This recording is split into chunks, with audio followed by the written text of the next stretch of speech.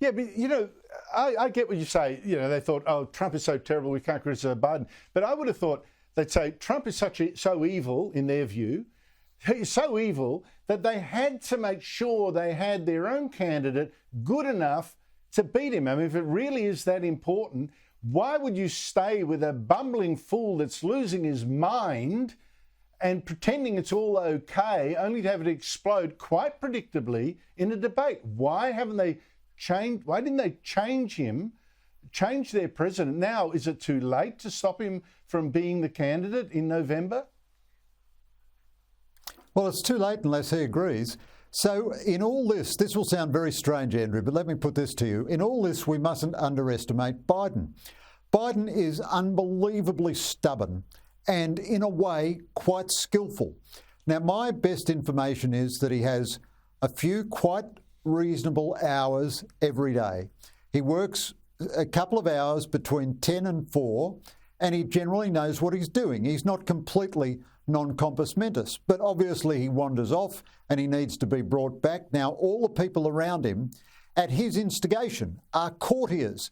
A lot of his cabinet secretaries, even very formidable people like Antony Blinken and so on, are many decades younger than him, and they're like staffers to him. And he hates being criticised, and he's set up a system where nobody criticises him. He hates being contradicted. He can be very nasty behind closed doors. And he engineered from day one a situation in which he couldn't be challenged. I mean, he chose Kamala Harris as vice president, partly because she ticked the identity politics boxes, but in my view, mainly because she was such an uninspiring alternative. Lots of presidents have done this. Nixon chose Agnew and Ford because he thought they were hopeless and no one would ever go to them as an alternative to him. Franklin Delano Roosevelt, the guy he had as vice president before he switched to Harry Truman, was barking mad.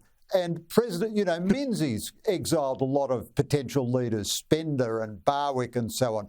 A lot of leaders don't like any bright lights around them. If Biden had a competent vice president now, the discussion would be all over. But the short answer is there is no mechanism by which they can force him to stand down unless he does it willingly, and there's nothing in his personality to suggest that he has that kind of interest in anything beyond himself to do so. Unless he does it willingly, he's their candidate. And the final thought is, weird as it all is, and it's surpassingly weird, he could still win. I think Trump would be the favourite, but you can't rule out a Biden victory even so.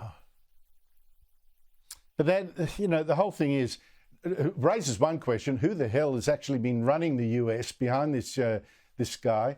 But the other is, who would take over if he did step down? You say it's highly unlikely, or if he fell over, okay, particularly if he does win again.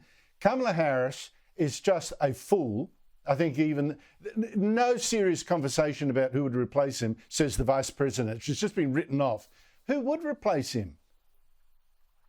Well, she replaces him. If he leaves, she replaces him. So it's very hard to do anything else. Lyndon Johnson decided in 1968 he wouldn't run again because he was going to get beaten. So luckily he had a very good vice president, Hubert Humphrey, who who came within a whisker of defeating Nixon in 1968. But there are a couple of reasons she replaces him. First of all, in the Constitution, if he should resign the presidency goes to the vice president. Second of all, the hundreds of millions of dollars raised for Biden can only go to Harris because she's already on the ticket. If they replace him with Gavin Newsom or Gretchen Whitmer or somebody else, they have to presumably give all the money back to the donors, and the donors have to give it all over again to get to them. I wouldn't rule out something insane like Michelle Obama coming in. Because even Michelle Obama could come in. Good point.